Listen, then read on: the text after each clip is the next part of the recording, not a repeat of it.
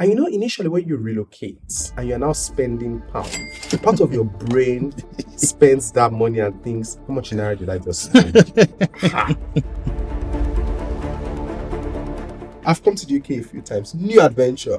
You're going to have to write your own story. You're going to have to learn things. You cannot be behaving like a dependent. I'm telling you as an adult. Sometimes people tell you no. Not because they don't want to help you, but because they're just not in the position to. Those days, sponsorship was true. How did they call it? A needle to the eye or whatever. Yeah, it was tough to get. He was the only man I ever knew that had sponsorship. The decision to travel abroad and do a master's got initiated by my parents. So this is all space cross here now. Loughborough, Nottingham, Lancaster, Birmingham.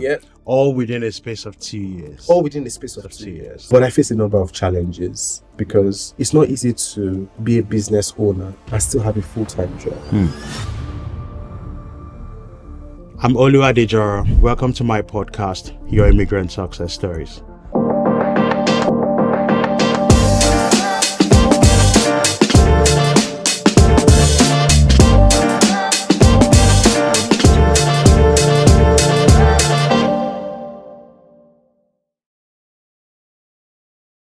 On this podcast, we're going to be talking about individuals that have gone through the murky waters, they've been resilient with life, and they've made something great out of life for themselves. On this podcast, we're not literally going to be talking about interviewing your typical famous and celebrities. We're going to talk to people just like yourself and for which you can relate to.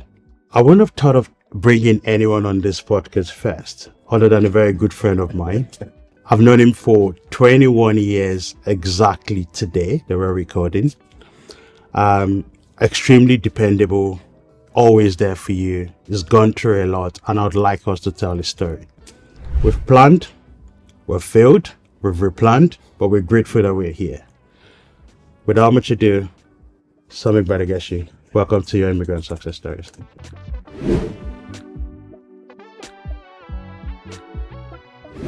Hi, Olu. Thanks for having us here. Thank you. Really, really appreciate it. We finally did it. I know. Yeah.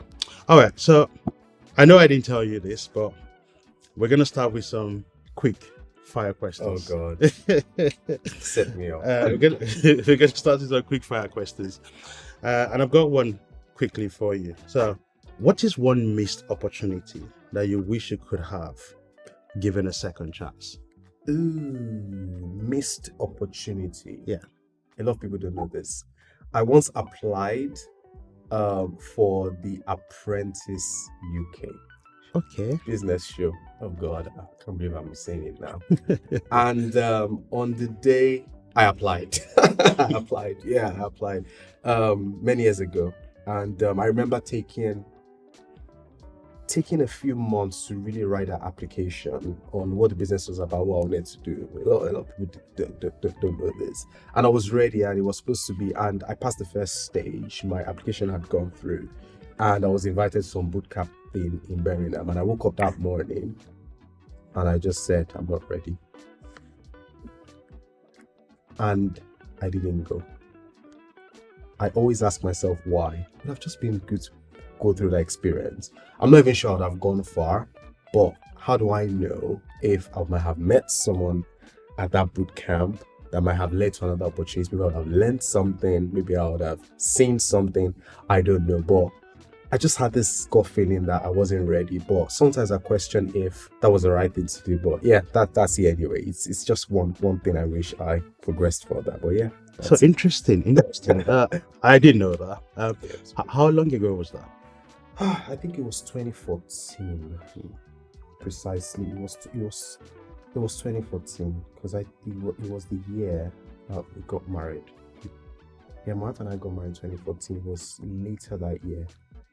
It was definitely around 2014. Yeah. So was that?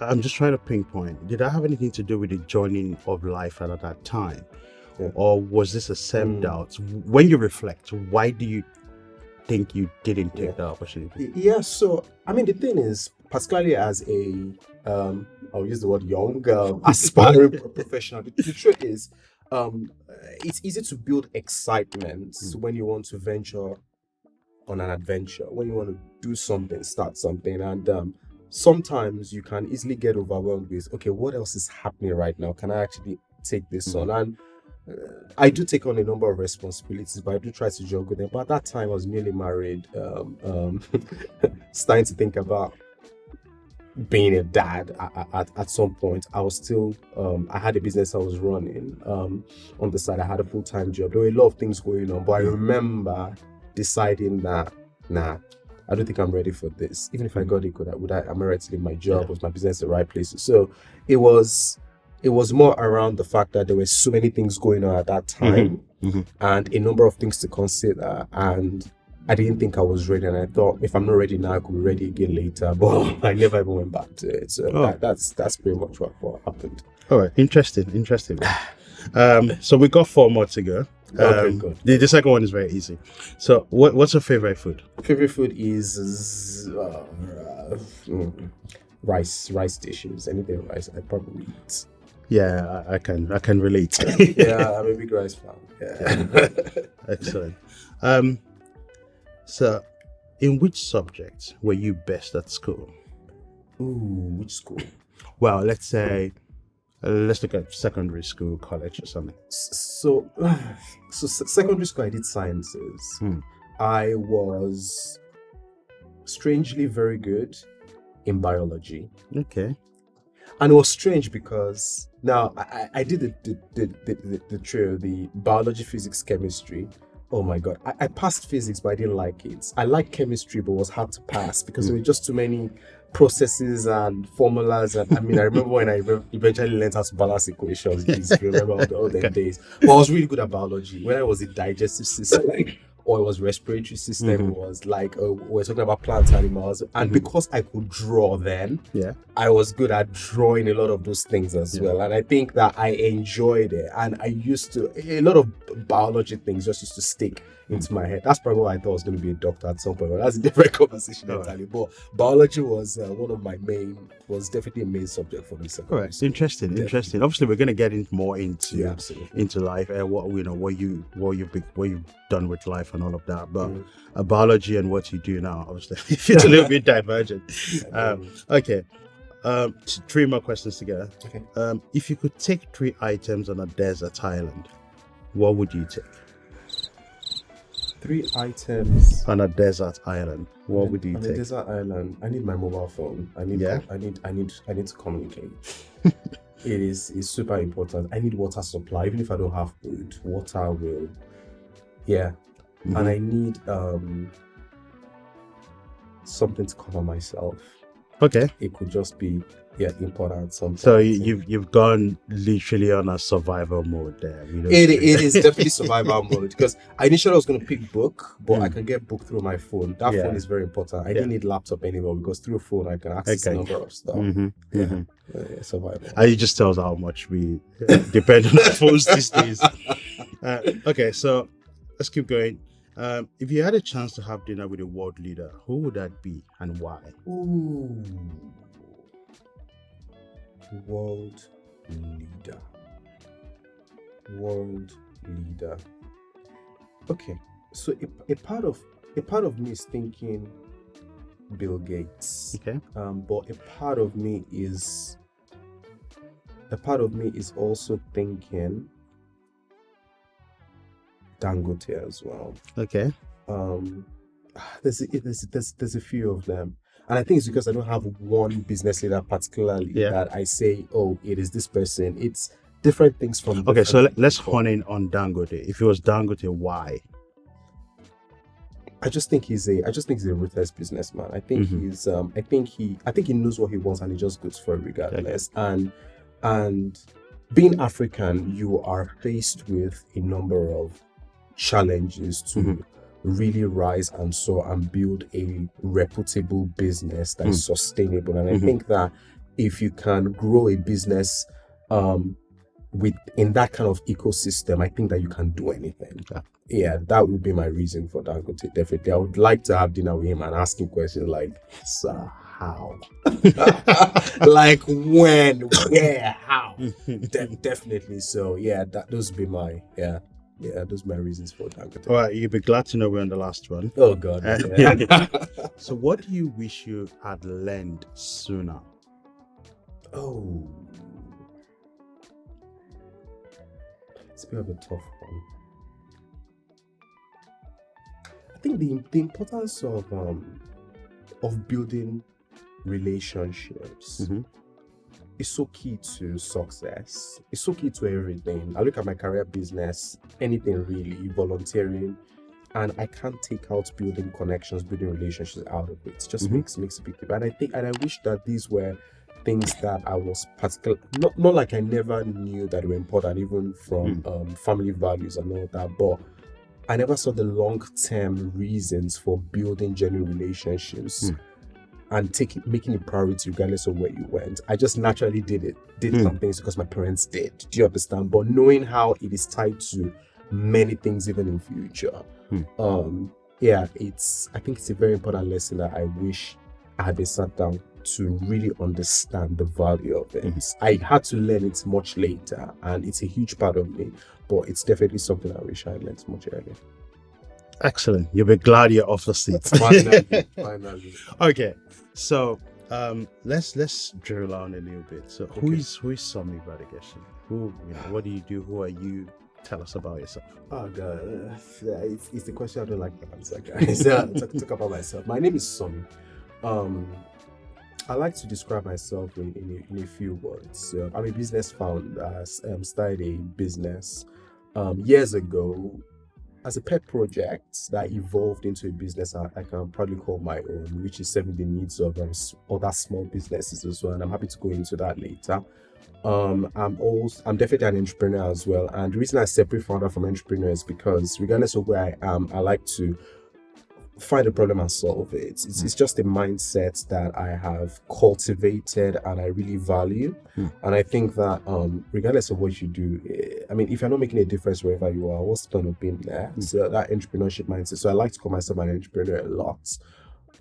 Even in the workplace, I've got business analysis skills. So I've got a business analysis career, which is really tied to technology because I've worked on many technology projects for different types of organizations in the past to bring technology and to make a difference in the organization. I like to call myself a community champion. I like to find myself in community spaces where I genuinely just want to connect with people, build relationships, exchange value, banter, enjoy those spaces. I have my personal values as well, but I think that kind of summarizes. I'm a family man. My wife and my children are a huge part of my life.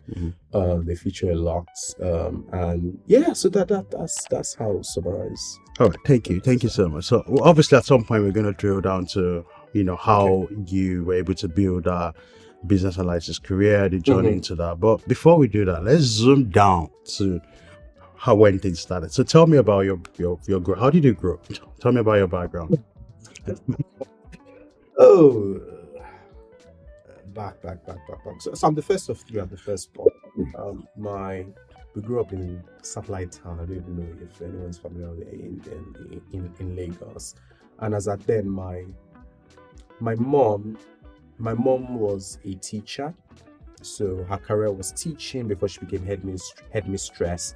And before she became started to head up schools for the public sector in Nigeria. So we always had that advantage where our closing time in school was closing time for my mom, so she was home. So we always had that, and I'll come into that another time. But it's some of the things I'm really valuing right now. That because someone was there, it did make a difference.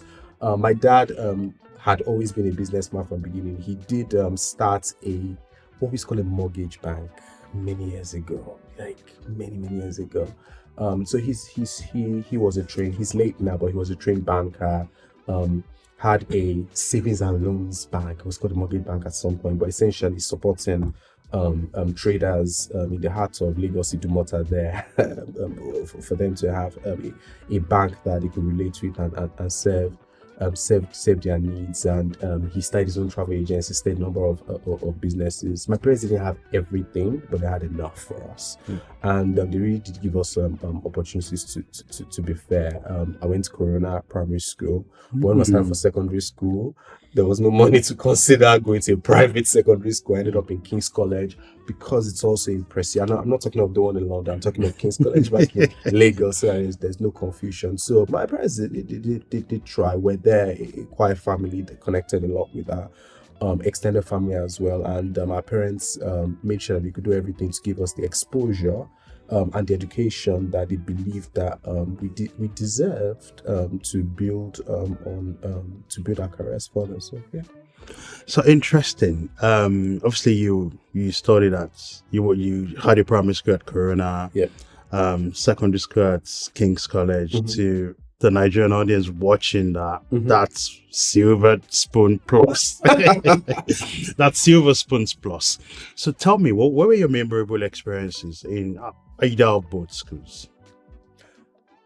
So different experiences. Not necessarily because of the school, but because of the age group. I mean, your priorities in primary school, you're going there because your parents told you to go there, and you have to, you're pretty much going there, listening to your teachers and coming back home. In secondary school, you are a teenager, so the attitude is coming in. You're making your own decisions. You're trying to build your own social life and your social profile and all that. And I went to a boys' school, so you can imagine how competitive it is. King's College Lagos can be very competitive. And when I mean competitive, I mean that the environment almost tries to make you want to be an alpha male.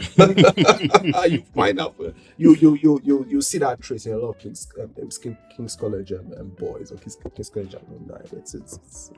It's good then. So, but King's College gave me a number of experiences, and I was popular in my class, not necessarily as a troublemaker because I was, but because I was also assistant class rep at some point, so I had a bit to connect with a number of people, and I know that there were a number of times where I had to, it was difficult. You can't take sides. That's it, especially when there's conflict on this side, conflict on that side. So people management was hard. It was hard, but I still left with really good friends and connects. But people management can be tough, particularly when you have that role of assistant class captain. But all in all, it was fun. Yeah. All right, interesting. So assistant class captain, King's College Lagos. So leadership has started quite early as well. Yeah, I would say. All right, good. Okay, so I guess you finished from King's College Lagos. Well, what did you want to study? What did you want to do at university? So, I mean, I'll be really honest with you. I was confused, and it wasn't confusion as to I don't know what I want to do. It was confusion in the sense that almost every month I wanted to be something else. I wanted to be an architect at some point because I thought I can draw. Or I wasn't so bad in drawing and technical drawing and those sort of things. And my neighbor at the time, architect Faraja, who I really respected because of how he carried himself and his career, I thought I want to be like him or be an architect. Then I started to consume and watch a lot of medical shows. I was good in biology and I wanted to be a doctor as well. And then we had a computer at home. And my dad always invested in making sure that anything computer related we just pay for it. At some point, he introduced me to someone in Computer Village who used to supply his office stuff. And he just said, if you need anything, just go to their shop. Like anything we needed, we had, you get. And at some point, I thought, maybe we'll go to study something that has to do with computers. So then I had a group of friends who were lawyers. And they were aspiring lawyers, and they always used to talk about legal stuff. And I got really interested in courtroom. And at some point, I thought I was going to be a lawyer. Anyway, I didn't do all that. I eventually found myself in Covenant University, where I studied computer engineering. Although shortly before them, I traveled to the US thinking I was going to study medicine, but that didn't work out for a number of other reasons. And I eventually found myself back in Nigeria to study computer engineering at Covenant University. Okay, so interesting part there, but I'd like to zoom in into something. So So you went to the US, you wanted to study medicine. Mm-hmm. Can we honey? What happened? Why did you come back? When I came back Yeah. to Nigeria. Yes, yeah. Okay. So I'll describe that because it's a very very important part of my life. So shortly after secondary school, or even before secondary school, you're already thinking what next, Mm-hmm. and all the opportunities were being discussed at home, and there was the option of, okay, you're going to travel to the US, you're going to study medicine, you need to do your SATs and all this kind of stuff. But at the same time, my dad is a very good backup person. Like, he likes to, let's just do this. If that, just in case this doesn't work out, let's just do that. Because I'm like, oh, if you have to, you're like, no, just do that. And at the time, he also heard that Covenant University was starting, new private university in Nigeria, owned by Mission, called Living Faith Ministries in Nigeria. And he bought the form, and those days, it's your parents that'll buy the form with your account. Now you have your own account. So he bought the form, and I did the exam. And before I went to the US, I actually passed it, but it was just by the side. Then all the arrangements to go to the US happened, and I went there, and I was there for a few months. But staying there for 5 months, I started to quickly realize that the environment wasn't for me. I didn't feel like, and I know I've said this before, I didn't feel like I was ready to be there. I was distracted because it didn't turn out to be what I was expecting it to be. Some personal circumstances that I can't share here, and I was isolated from everything else, so I wasn't even myself. And someone noticed I was acting strange and decided to come to ring me. And those days, not like mobile phones were not. Okay, so I was talking of days when in Nigeria people are 090. I mean, we started using mobile phones there, but I didn't even have a mobile phone there. It was land phone. And eventually, my dad had to call to say, do you want to come back? And it was very clear. And I said yes. And in a week, I was back in Nigeria. But in that week, in between that day of I want to come back to Nigeria and the week when I came back, everything happened in those 7 days. My mom was constantly going to Covenant University to say, our son needs to resume. We know that it's about 2 months late, but he did pass the exam. And I was probably one of the last people they allowed to resume that session. I resumed many weeks after others, but I was still able to get into Covenant University that year in 2002. So, and it was computer engineering. So that's how my journey moved from Lagos to where was that in the US? In Maryland. I mean, I used to make a joke that I thought I was going to settle in Maryland, US. I ended up in Maryland in Lagos. I remember driving through that road on my way to Covenant University, Otta, and that's what happened. And eventually found myself in Covenant University, and that was the end of my journey. So looking at this, then, this would have been late teens, 18, 19, thereabouts. And how did you incorporate that experience of, obviously I know it's personal and you don't probably want to speak so much about it, but dealing with that at 18, 19 years old and having to, you felt isolated, you probably didn't feel this was a good place for me to be. How did you cope? Yeah, it's a bit of a stranger. Can I even just say that I wasn't even 16? No. Okay. I wasn't 19. I wasn't 18. I wasn't 16. In fact, at the point of leaving and coming back, I had to take a coach, a Greyhound coach. The Americans were familiar with that bus transport system, just like our national rail here in the UK. I had to take a Greyhound coach from Maryland to New York, and they told me, because you are unaccompanied and it's in the night, won't let you go. Just to really illustrate that, highlight that I wasn't even 16. Now, in terms of what was going through my mind, the thing is that at that point, when you relocate at the age of 15, 16, you're not going there as an adult. That's just the truth about it. You're not going there as someone in their young 20s thinking, I'm an adult, I can define my own circumstances, I can find a job is like I can pay my bills, I do all that. You are a dependent. That is just the reality.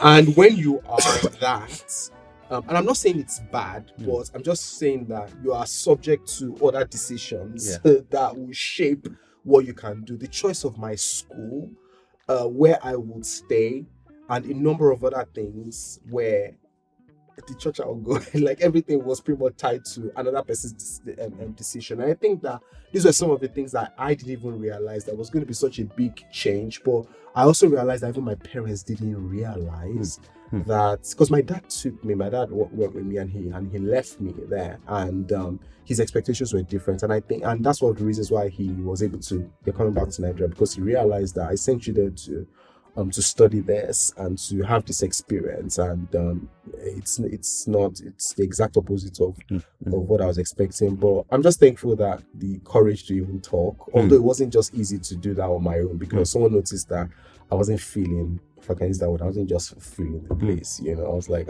please, when I was in Nigeria. And it's not about enjoyment or anything, it's just the fact that it was just not a conducive environment to be in. Not the country, but the personal circumstances in which I was staying, and I couldn't define something else. I had to either suck it up and live with it, and probably I think I would have failed the exam I was doing, to be honest. So, but I'm glad that I moved back. Excellent. I'm really glad. Excellent. Okay, that's fine. So we zoom back into Covenant University. Okay. What did you study? What was the experience of that school like? Yeah. How did it shape you? Yeah, so I studied computer engineering, and I mean, towards the end of that 5-year program, and yes, in Nigeria, engineering is 5 years, a long time. I started to gravitate more towards programming. Okay. And I mean, I was doing other things as well. Like I did the Cisco Certified Networking last year exam, and I became certified in that, and the networking modules were okay as well. But I found that what I would naturally just continue doing in the evenings was to look at that Java code or that C++ code, even although it didn't even make sense. But I was doing it regardless. Anyway, and from an academic point of view, I was starting to see myself as a programmer, computer scientist, that sort of stuff. But when I look at the full experience, one thing that I really valued was the classmates that I had, because it was mixed, it was diverse, everyone was fun. I was able to connect with different groups of people, and I pretty much had an official social rep role in the class as well, which is kind of like my own personal ministry. That kind of thing I always do. So Covenant University, what for me was a rounded experience, and I enjoyed. I remember that I came from an experience I wasn't enjoying into Covenant University. So I started my journey at Covenant University with gratitude. And it took a lot of people passed through Covenant University with me and didn't even realize the circumstances that brought me to Covenant University. But I told myself, whoa, I am here. I'm not going to experience what I experienced before, and I'm just going to live my days as a LIVE, enjoy my days, and just make it fun for myself and anyone around me while taking school seriously. And that's what Covenant University was for me. Well, excellent. That's really good. I think, that's really good. That's really good. I think there's something you mentioned about, you've experienced something that divergent with what you experienced at Covenant University. And I think, that definitely shaped a lot. Okay, so we're zooming out again. So university finished up, and then I know in Nigeria there's a national service that you have to go through. Where did you do that? Right. So for anyone watching, the NYSC, Nigerian Service Youth Corps, is this mandatory 1-year program that every Nigerian who has completed a degree will have to serve. So basically, you will do a 3-week paramilitary type thing. I think that's the way to describe it. It's somewhere in a different state. That's a different conversation entirely. And you work in a place that you are posted for a year. Now, I was posted to Lagos, which was good, which is a city I'm familiar with, the city I grew up in. And I was initially posted to work it was a bank or something. And I think I got there and heard, no, that's not what happened. Before I went on NYSC, I had done the first Bank of Nigeria graduate exam. Mm-hmm.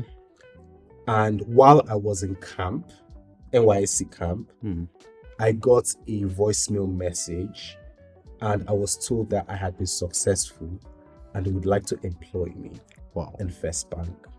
Now, that was very strange because I hadn't even done the NYSC. I was pretty much in camp. I hadn't served. So, and obviously, I wanted to work there. Unfortunately, NYSC posted me to some other bank, some other place to go and work. So, and the process is when you're going to work in a place, you have to get a rejection letter, which I did.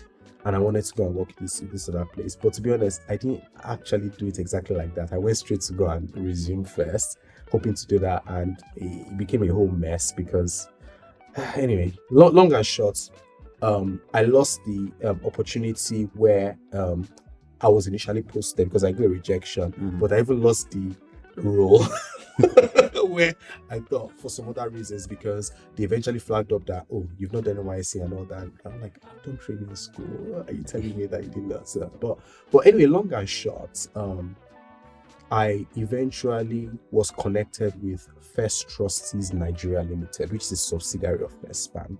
I remember going there with my CV and some other things. Were expecting me anyway. Come, let's see you, let's know you. And they're an asset management subsidiary of First Bank in Lagos. And a couple of days later, they told me we would like to hire you, and I was able to get a letter to NYC, and I was posted there.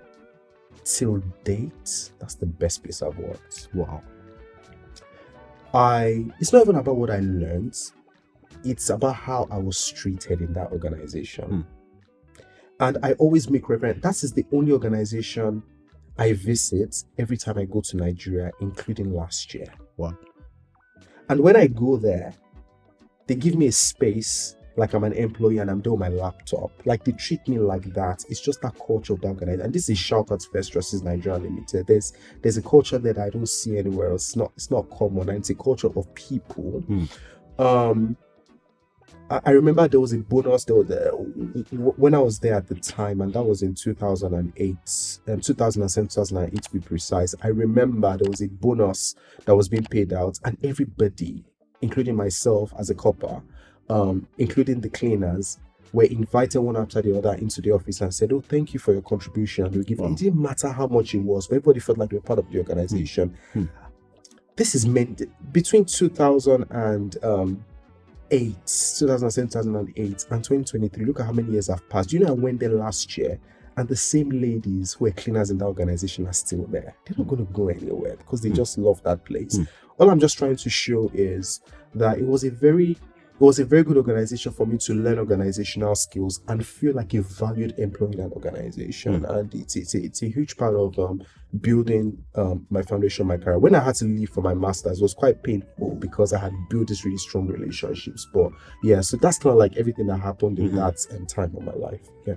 Okay, so you just hinted on where I was going to go next. Your master's. Okay. Which obviously I believe, from knowing you, that was what brought you into the UK.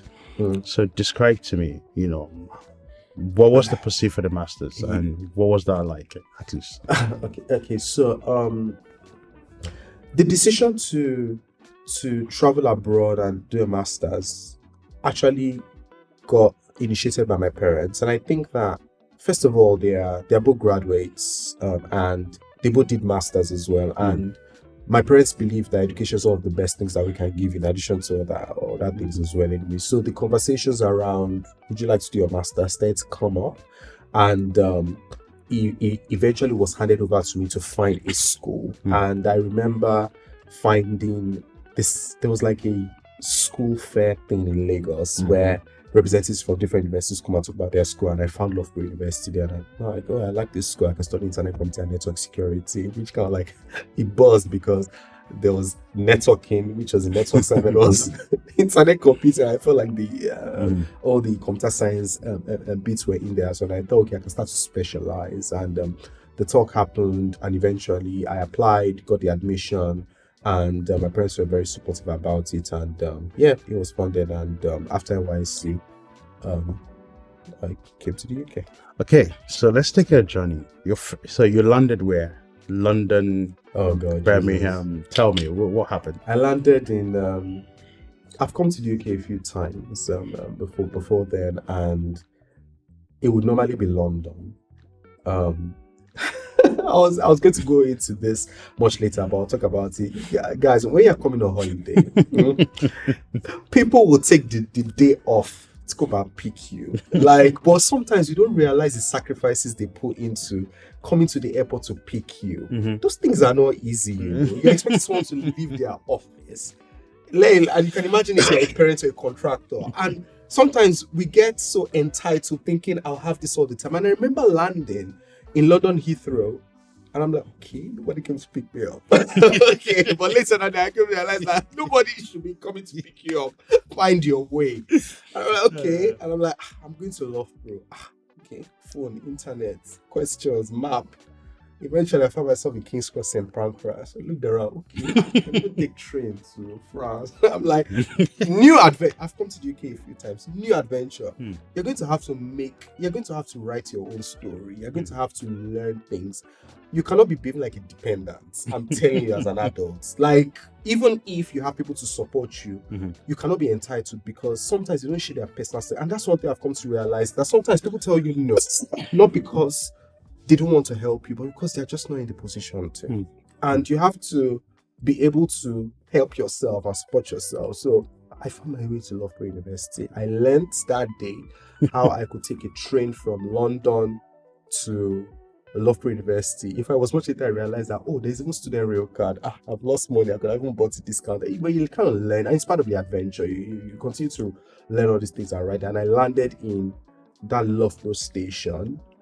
And I had to, obviously, there were other students, and so we were all asking questions. Like, okay, we can take that yellow bus and to drop you on campus. And I'm like, wow, this is Loughborough University. And it was a new experience.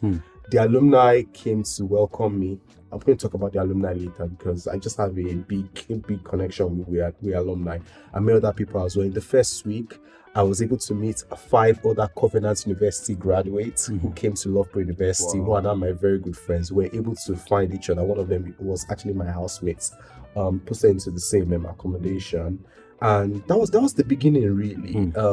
New accommodation, new experience, new journey, new ways to experience school. And that was the start of my master's. Yeah. Excellent. So I know in this, obviously you coming in, you were at Loughborough.